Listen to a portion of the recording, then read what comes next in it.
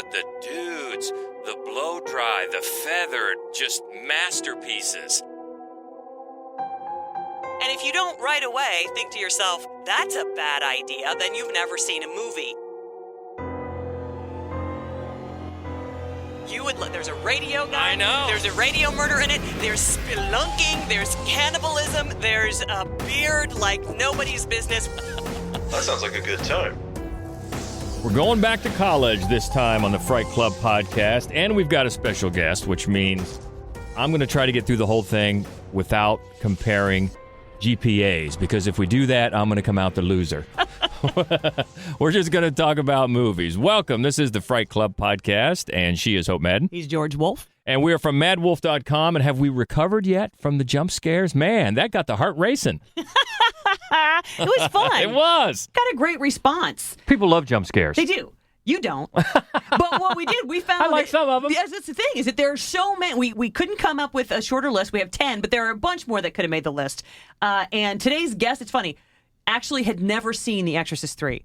So I think that he's been needled to do it. This was the push over the cliff, and Good. he loved it. And he called the scare in question the chef's kiss. And And then can't argue with that.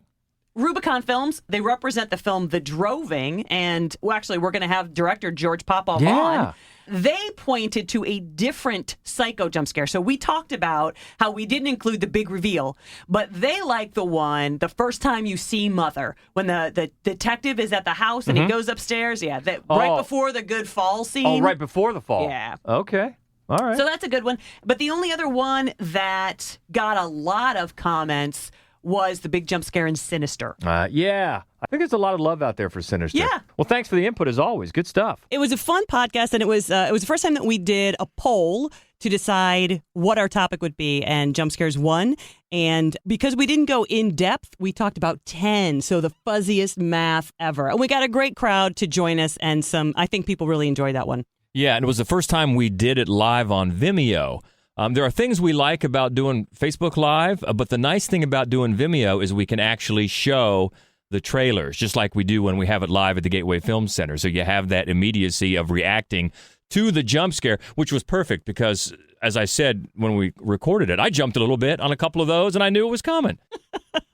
That was a lot of fun. That was all. Thanks for all the feedback and all the participation while we taped it. So that was a gas. But now we're getting into college, and is this one? How do we come up with this topic particularly?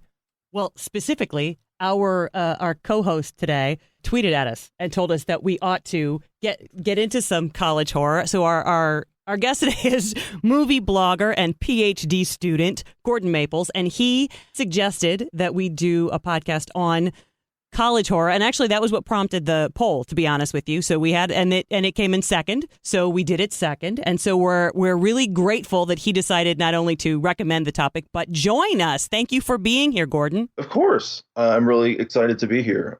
This is definitely a topic. This is sort of my academic field. I study higher education, and I've been running a blog series on college portrayals in movies. So I thought that horror would be a really interesting thing to look at. I'd actually been watching one of these Ted Bundy documentaries and thinking about how, he sort of went on a spree killing and targeted colleges in the late 70s, kind of right before the slasher boom got really big.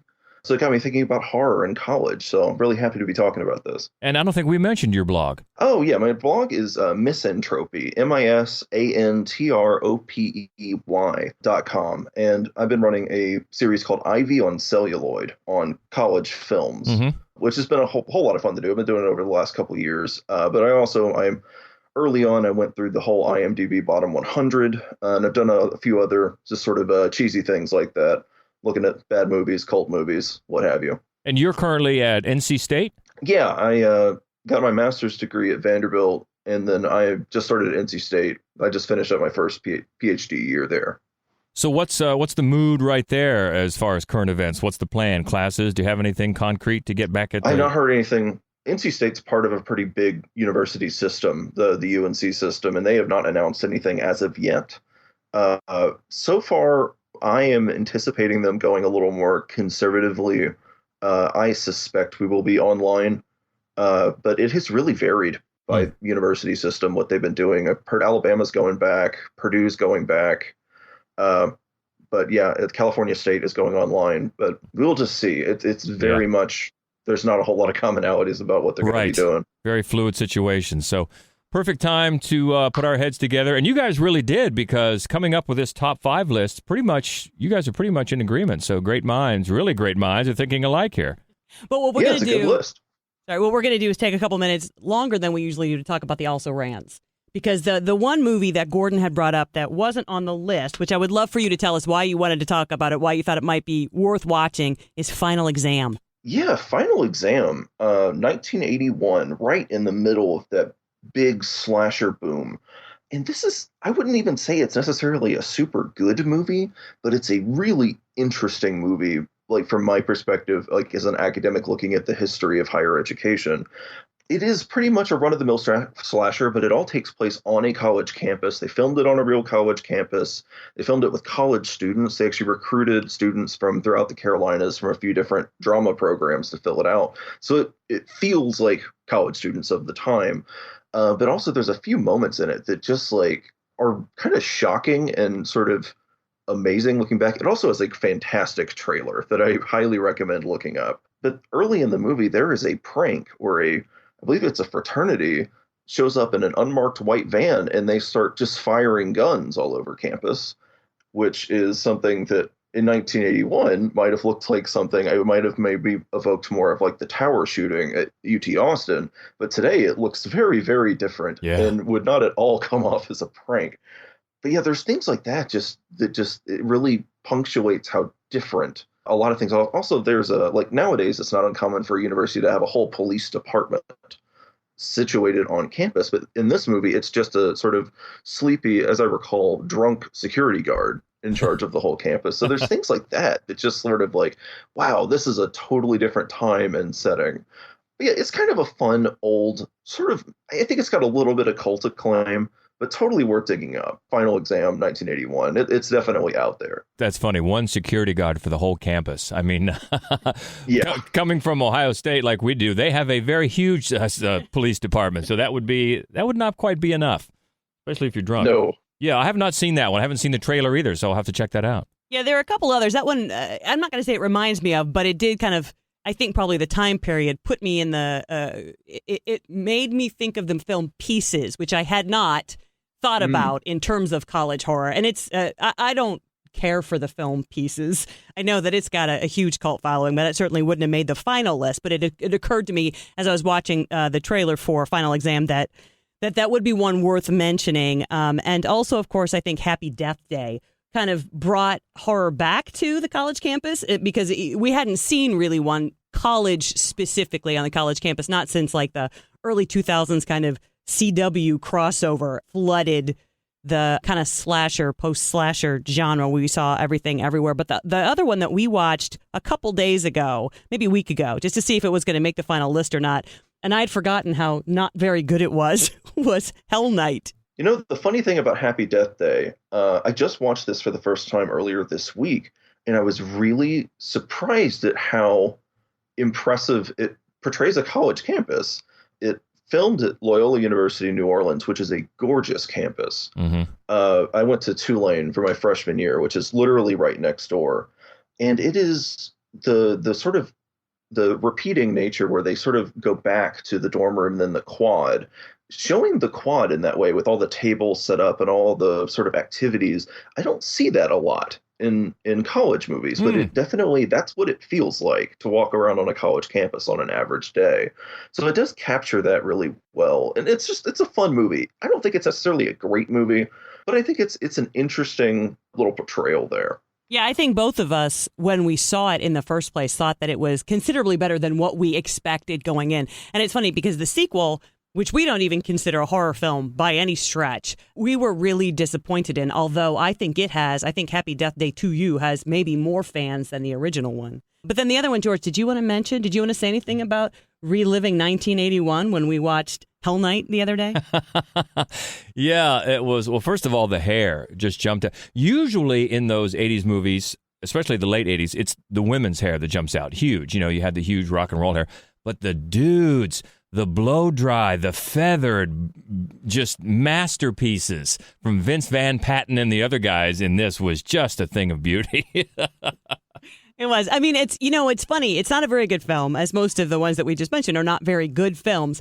One of the things that I thought was that I'd forgotten about in this movie, besides that, by the way, Vince Van Patten hasn't aged. He's a vampire. He is not aging. He's on that poker show all the time. We just saw him last night on the poker show. You look maybe 5 years older than you did when you were just happening upon a bunch of free weapons at the police station that you could smuggle out and go back. That was great. Here's a table of weapons. But it's funny because the film, as slashers tend to be, there's always, the suggestion of sex, and everybody is, splitting off and having sex, and that's how you know they're going to die, of course. But the thing about that happens constantly in this movie, but you never see any nudity at all in the whole film. Although the entire movie is shot down Linda Blair's cleavage. Right.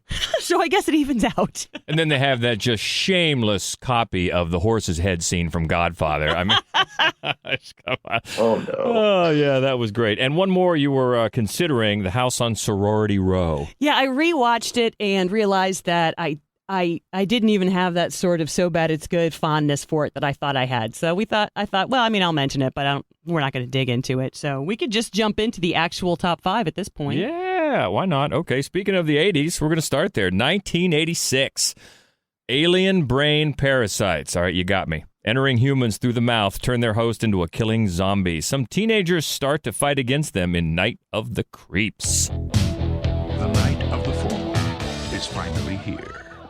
For Chris, Cindy, and JC, it's going to be the best night of their lives. But tonight is also the night of the creeps. From a world unknown comes a nightmare unimagined. First, they are under you, around you, on you, and then inside you. They get in through your mouth, and you walk around while they incubate, even if you're dead. They are a new breed of terror. Freeze! They are a different kind of horror. Zombies, exploding heads, creepy crawlies. We could have a little problem. The creeps are taking over. I got good news and bad news, girls. The good news is your dates are here. What's the bad news? They're dead. You have never had a night like this. Night of the creeps. If you scream, you're dead. Night of the Creeps. I absolutely adore this movie. I love the style of it. I'll pretty much buy anything that Tom Atkins is going to be hanging out in. Right. I love the way the aliens move. They just move in this really just skin crawling. But I love the setting. Like, it really does play with the sort of college campus setting with the fraternities and sororities and these sort of, on the outs losers trying to find their way into these societies. Yeah, Night of the Creeps, this is one I go back to. And every time I get Smoke Gets in Your Eyes caught in my head for just months. Yeah, this is one of my favorite sort of good old, mid-'80s cult movies. This is one I definitely love. Well, this is one that Tom Atkins has said, I think in numerous interviews, that's the favorite movie of his many, many. And you can kind of see, he seems like he's having a blast in this. He really does, more so than others. Yeah, and he is. I mean, he's such a favorite figure in horror films, especially of the 80s. And he often plays that same sort of, badass, hard guy. But in this one, I mean, the first time we see him, he's about to kill himself. So it's a different kind of, it's almost like a self-referential portrayal that he's doing throughout. And it's such a great juxtaposition, the way he is portraying his character as opposed to the way everybody else is, because everybody else is just a goofball idiot. And then to see him sort of like partner up with these goofball idiots, I think is a lot of fun.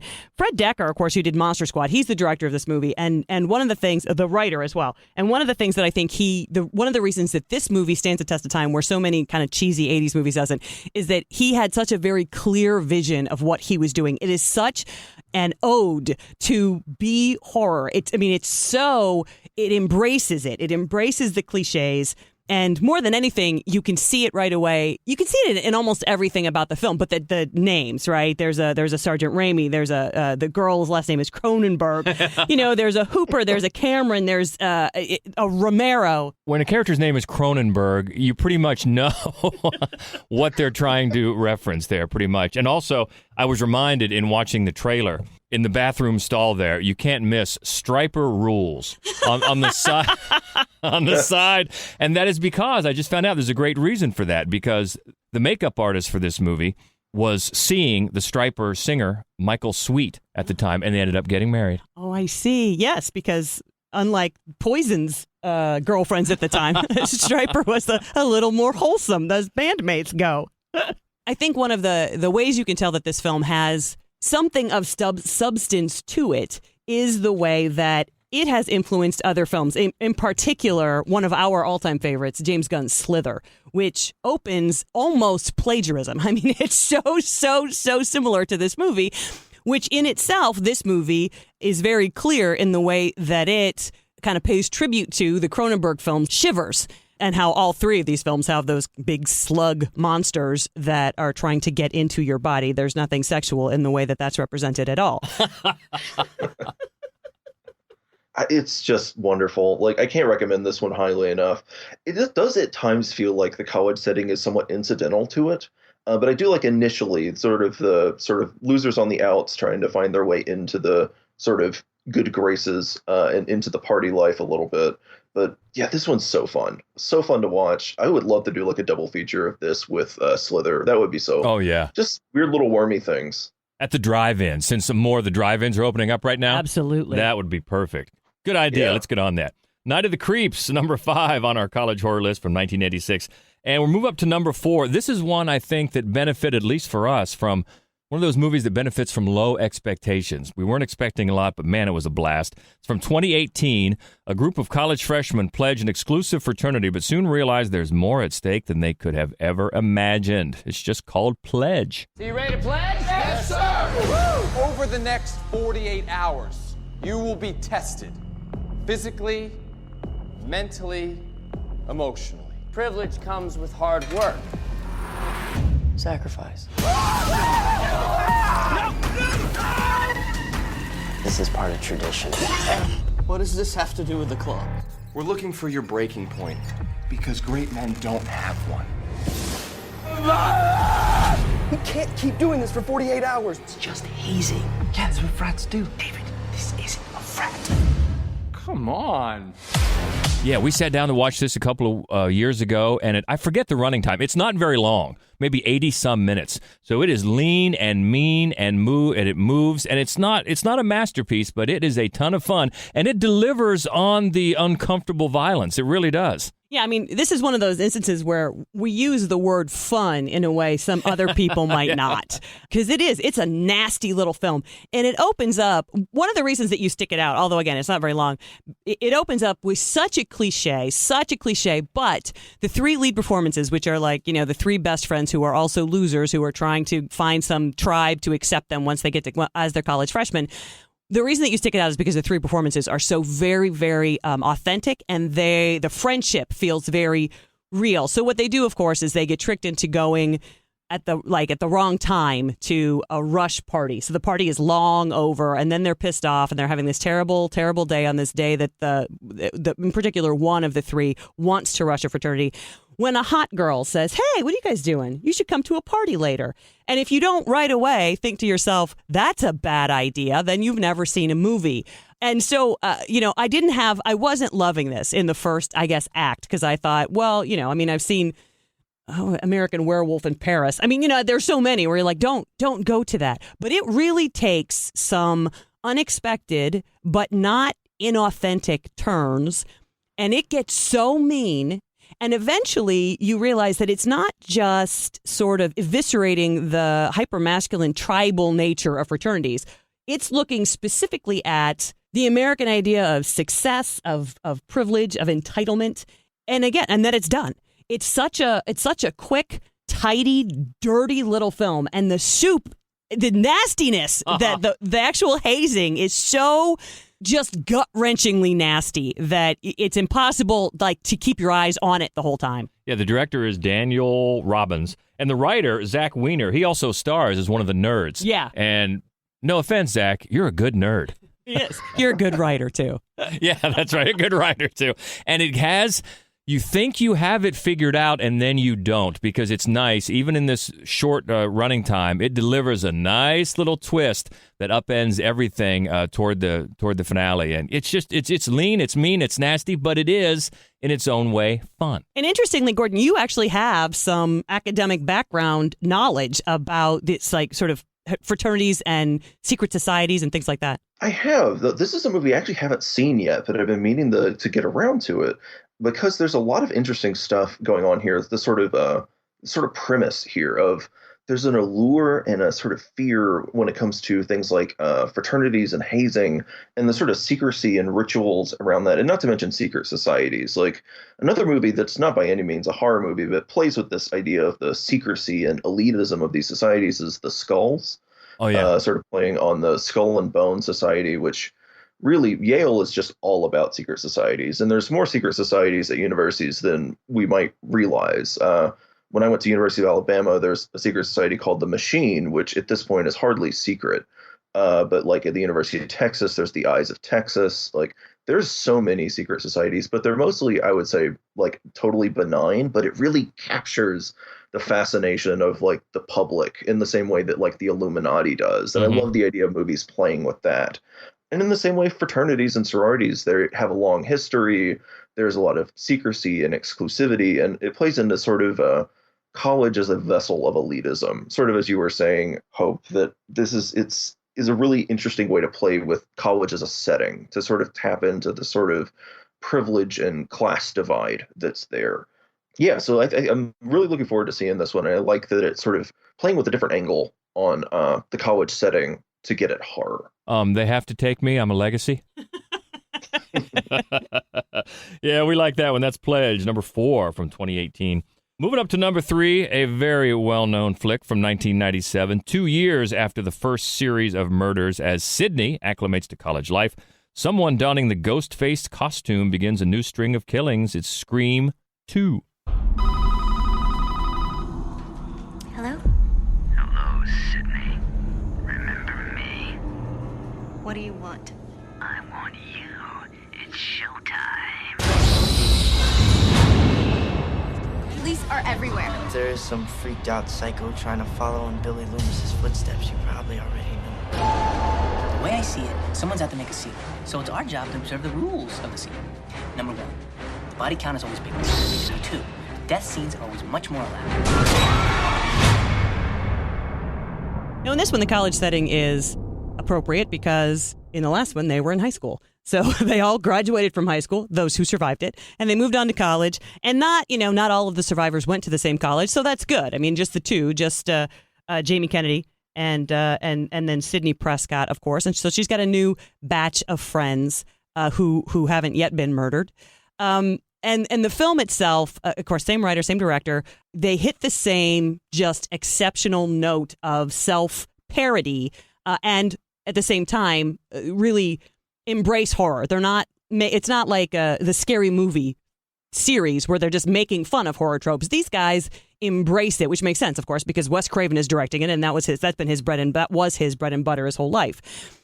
This one is also incredibly clever because in the way that the first one examines under a microscope horror tropes, the sequel examines sequels, which it appeals endlessly to the nerd in me. And I think that's one of the reasons why it's so still beloved in the horror community because it's like we feel it.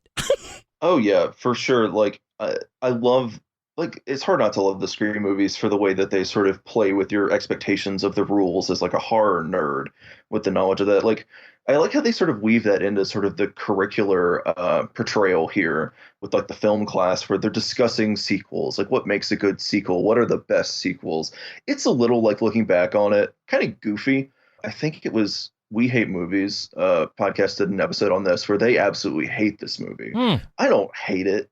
I think it's fine, but like it hasn't necessarily aged great, particularly as there's been more self-aware horror that's come like sort of afterwards. Mm-hmm. But yeah, I think it's totally fun. I think they did a good job of like weaving this sort of meta discussion of sequels into the actual classroom. Yes, exactly. They had the new set of rules for the sequel and looked upon it. And it was actually one of the first, I think it was one of the first major movies to suffer a leak of the script. It got out and they had to go back and rewrite a lot of things and tighten the secrecy. But we have a special personal relationship with this movie. It always reminds me of the first night we went to see it. Man, the theater was packed. And we were way in the back and this couple was beside us. And if you remember the very beginning, it's when Omar Epps and Jada Pinkett Smith are sitting there and they're getting to watch the movie. And she says that she wants his popcorn or his candy or something like that. And he says, "Don't you have your own?" And she says, "Yeah, but I want yours." And the guy sitting right beside us yelled at the top of his lungs at the screen, "That's how it is!" And I thought, oh, okay, that's going to be one of those. And it really was one of those nights where people were having so much fun. They're yelling at the screen. And normally I'm ready to kill somebody in that setting. But it sort of works for that movie. I didn't mind it so much. Yeah, it really does. And, self-referential horror definitely grew tiresome. I mean, but Scream, the original Scream, more or less, I'm sure it didn't introduce it, but it definitely is what brought it into the mainstream. This is a spoiler, so if for some reason you haven't seen this now 25-year-old movie, don't listen right now. But it's also made one of our early podcasts of sexy villains, because I've always had a crush on Timothy Olyphant.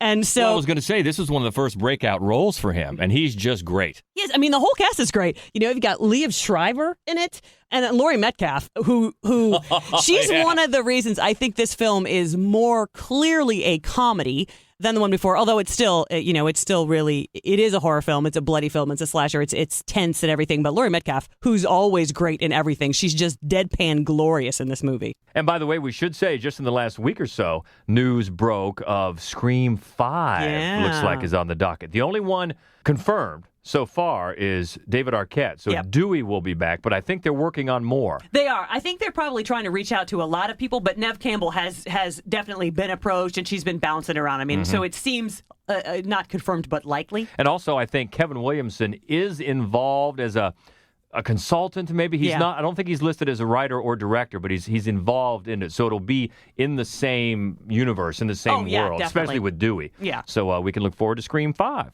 Scream 2, number 3 on our list of college horror, takes us up to number 2, a classic from 1974. During their Christmas break, a group of sorority girls are stalked by a stranger. Black Christmas. Hello? Who are you? For God's sake, what are you doing? Who is it? I'm going to kill you.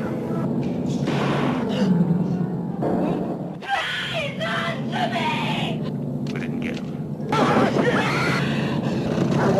It's me, Billy.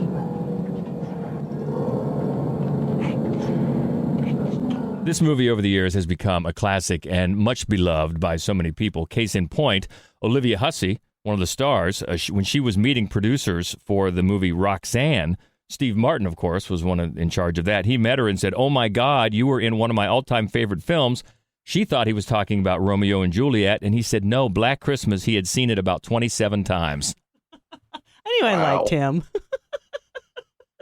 It gets a lot of credit for being, if not the first, among the first slashers. And what I love about, and then actually when you watch any of those, they kind of are lumped into that, the first slasher, is to watch a slasher unfold that doesn't adhere to the rules because it came out before the rules.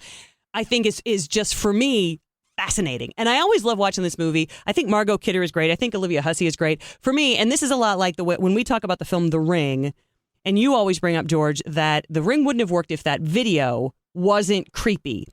For me, the reason that this movie works, and it does a lot of things, and it broke a lot of new ground, right? But the reason it works is because that voice on the phone, that guy on the phone is creepy as hell.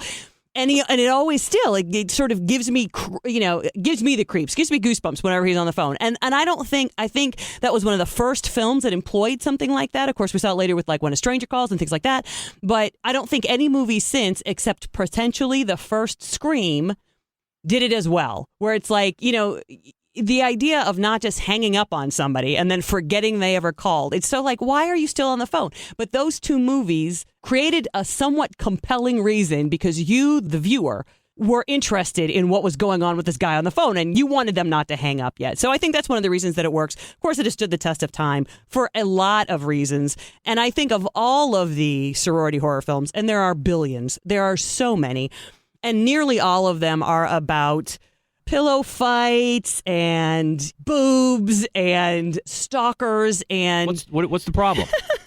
This one is it's lurid, yes, but I don't think it doesn't objectify them to that degree. It doesn't turn them into objects that you're waiting to see die. I don't think there's any sort of sexual gratification in watching them die. And for me, I think that's one of the reasons why you can return to it. You can watch it again and again. Whereas the other ones, that's only interesting maybe once. For me, not really even then. Yeah, I think what makes this different than a lot of those sort of sorority horror films that would follow is what it's really playing on. Most of these sorority horror films seem to play on this sort of voyeurism of being on the outside looking into this sort of private life of sorority, this totally fantasy version of it, at least. But with Black Christmas, it's playing on a different thing, and that's the vulnerability of, being free away from home in a new setting, but a setting where you don't have that protection, that security of being sort of around your support network. They have to rely on each other. They're sort of in their own vessel now of the sorority house, and putting that under siege.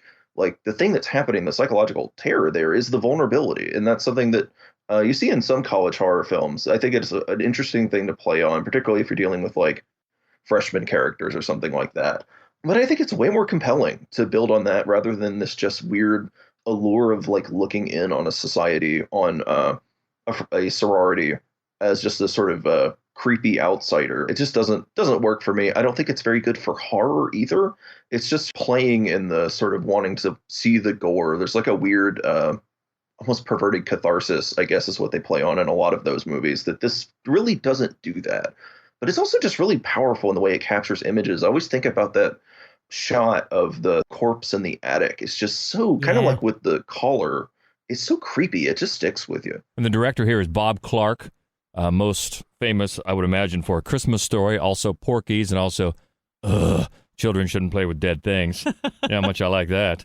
But apparently the idea early on was for the murders to be a lot more graphic on screen, but he thought it would be more interesting to tone it down, and the writer, Roy Moore, agreed with that. So they toned the whole mood of that down, the whole the killings. But you mentioned the trope of the killer calling from inside the house. Apparently, according to a lot of timelines, there's really two that came just before this. There was a movie called The Severed Arm in 1973, and then there was a TV movie with Kirk Douglas and Gene Seberg, also in 1974, called Mousy, where the police trace to a room upstairs, and there's a caller there. But you're right, it was very, very early on in that trope. I have to say, so I've seen The Severed Arm. Nice. And it's there's a radio guy. I know. There's a radio murder in it. There's spelunking. There's cannibalism. There's a beard like nobody's business. We're going to have to talk about The Severed Arm at some point. That sounds like a good time. Yeah, we'll have to have a beard like nobody's business list.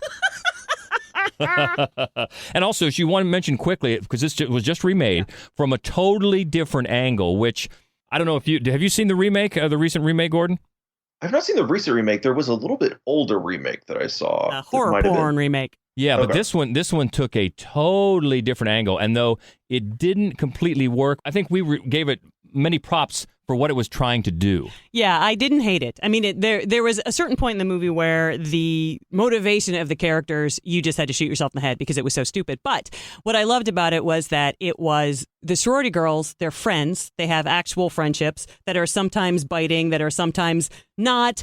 And it's a very feminist film. It's not a very good horror movie, but we can't count high enough to mention every not very good sexist horror movie. So I'm really happy to say, just watch the not very good feminist horror movie. And one of the reasons that it got the most flack is because, again, here's a spoiler.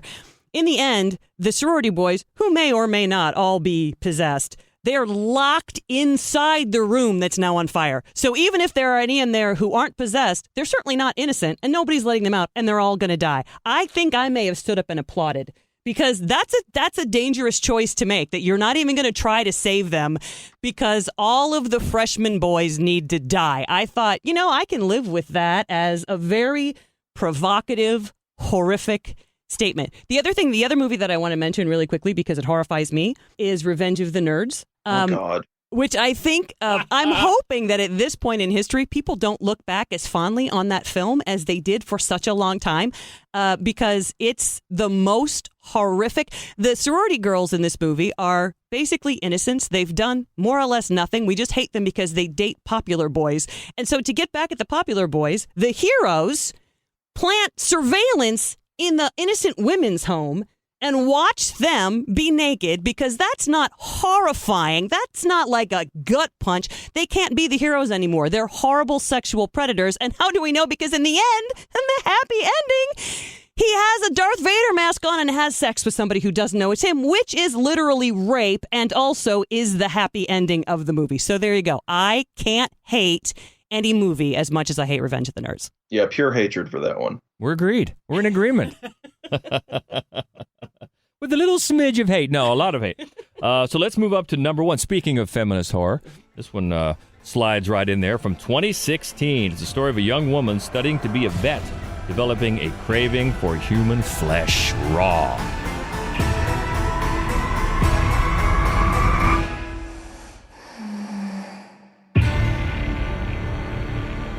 I remember seeing this one, and it's one of those that had that, I don't want to say stigma, but the reputation already of, people are seeing this and they're vomiting in the aisles. Well, it's not that bad, of course, but it's got some, the moments that'll make you queasy. What I think that this movie does is Julia Ducournau, it's her first film, which I always find that amazing when somebody's first movie can be this polished and this visionary and well thought out. What I think that she does better than most is she sets up her metaphor and she is completely faithful to it to the very end. And it doesn't, by the end of the movie, it doesn't feel tortured. It feels like, no, she had a really great way of delivering that sort of coming of age anxiety, the fear of what will happen to a sheltered girl once she's completely on her own in college.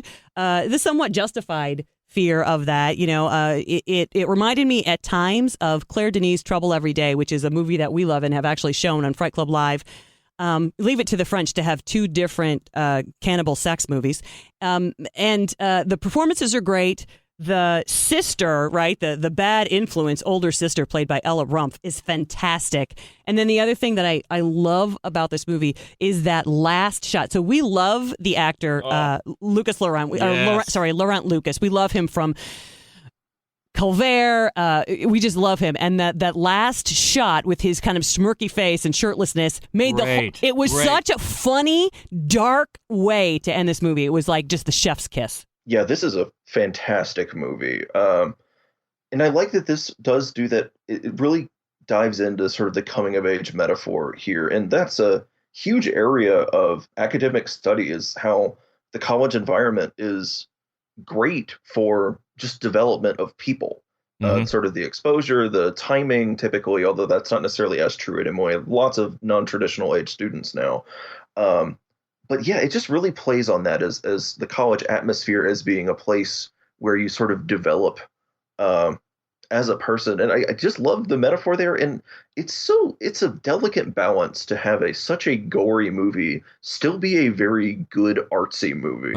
And that's a really tough thing to balance, and it does it so well here. I really like the performances. And the other thing I really like about this is we don't really get in college movies is the international setting for college. And that's something that I can't even think of a whole lot of other movies where I've seen that, but that's something that really enthralled me, aside from everything else that's great about this movie, is trying to figure out, like, wow, this is a totally different setting for me. It's an elite vet school in France. Yeah. I have no idea what this looks like. And by the end of the movie, I'm like, I think I'm okay with that. Yeah, we find out about their hazing and their secret society. It gets a little unappetizing, but it's also a delicate balance, I think, when you're working with the metaphor to keep it from beating you over the head. And this does it, like you mentioned, Hope, so well. You take the metaphor and you let it breathe. I mean, you give the audience credit for, you're with me, right? Because I'm going. And I love that because that for me is a delicate balance that I don't think is pulled off with this much success that often. I think that there's a fearlessness in the way that Ducournau approached it and the commitment that she gets from her cast and the way that she's, I think, comfortable complicating the core story. And oh my God, the dog. Can we just talk for a second about that dog? Everybody knew it wasn't the dog's fault. So you had that moment of, oh. But the other one, Gordon, you mentioned the international college horror. There's a German one called Anatomy that we've talked about. Well, we talked about in the German podcast. And it's a medical school, and it's a weird look at the way the university system is set up in other countries. But it's got a lot of the same ideas of secret societies and just bad things happening and cadavers and blood. And it's an interesting movie as well. It's not by any stretch nearly as good as Raw, which I think. I mean, I know we had it on our best of the year list when it came out a couple of years ago in 2016, and I'm totally in agreement that you just don't see this kind of viscera and body horror in a film that is considered, like elite sort of art house horror the way that you do here. And it is amazing that she was able to, I think, as you guys have both said, succeed in all of those different areas. So that's why it's our number one. And I just saw where she was, I looked to see what she was doing next. And it's a movie, I can't remember the name of it, but it's a movie that is based on that idea of a younger man comes and says that he is the grown-up version of a child that was missing years earlier. And then is it really him? And so it sounded very interesting. I was very interested. And, of course, I want to see what she's doing next. And I'm not sure if it was a straight-up horror movie described as one, but it's already got my interest. No question. Oh, that sounds great. So Raw, number one on our list of college horror. That's from 2016. Look it up if you haven't. Definitely worth seeing. So let us know what you think. If you think some that we missed, we're happy to keep that conversation going, as we always are. You can find us on Twitter. Fright Club Pod is our Twitter. Also on Facebook and Instagram, it is Mad Wolf Columbus. And the main website where you can find all of our written movie reviews and our other weekly podcast about all the new releases coming out, called The Screening Room. You can find all that on our main website at madwolf.com. And Gordon Maples, where can we find you on the interwebs? You can find me on Twitter at Gordon Maples, GORDONMAPLES, and then on my sort of infrequently updated at this point, given the whole grad school thing, blog Misantropy, MISANTROPEY.com. I do my Ivy on Celluloid series there where I talk about college movies in sort of a ridiculous amount of depth. I've got a feature on there on Final Exam if anybody wants to know more about that one. Nice. Well, that's exciting. And so our next episode would normally be the Fright Club Live. And since it's not going to be the regular Fright Club Live, which we would already have planned out because we'd be showing a movie, we're kind of whopper-jawed in terms of topics. So I think we're going to do another poll. So keep a lookout on Twitter for another poll. You can help us decide what our next topic is. And I know in the coming weeks, we've got an episode where we're going to be joined by director George Popov, who just did The Droving. Nice. Yeah, we're going to talk about Dark Ages horror films. And we also have Sam Kolesnik, who is a writer. She wrote this amazing horror novel called True Crime. Buy it, read it, love it. And she's going to join us and talk about grief in horror movies. Man, we're hanging out with some cool people, just like we were today. Gordon, thank you so much. This was a lot of fun, and you brought a lot of great insight being right there on the campus and living it every day, so we appreciate that. Of course. It's a pleasure. So until next time, she is Hope Madden. He's George Wolf. And this is the Fright Club Podcast. Stay frightful, my friends.